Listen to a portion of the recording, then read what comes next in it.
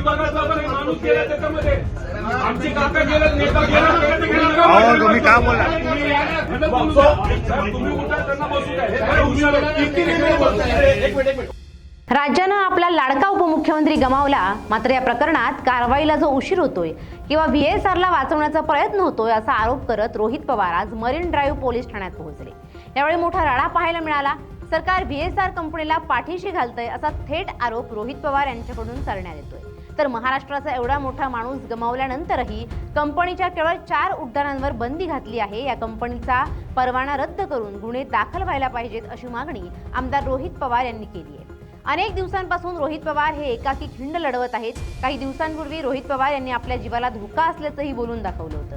मात्र तरीही त्यांना सरकारकडून अजून कोणतीही अतिरिक्त सुरक्षा पुरवण्यात आलेली नाही. त्यामुळे या प्रकरणातील दिरंगाईनं हे प्रकरण दाबण्याचा प्रयत्न होतोय का, असे अनेक सवाल सध्या रोहित पवार यांच्याकडून विचारण्यात येत आहेत. पोलीस ठाण्यात पोहोचल्यानंतर रोहित पवार आणि पोलिसांमध्ये बाचाबाची झाल्याचं पाहायला मिळालं. यावेळी आमदार अमोल मिटकरीही रोहित पवार यांच्यासोबत लढा देताना दिसून आले. पहिली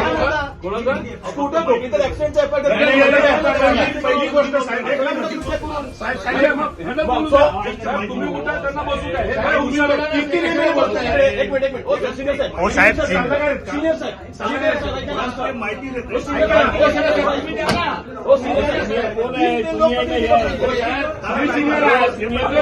तुमच्या विभागाचा पण एक माणूस गेला त्याच्यामध्ये.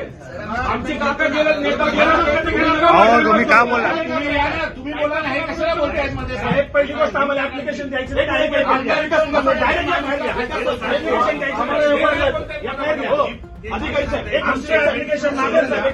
Don't teach us law is with us.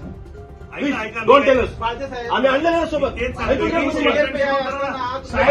तुम्ही बोला ना, कशाला बोलताय?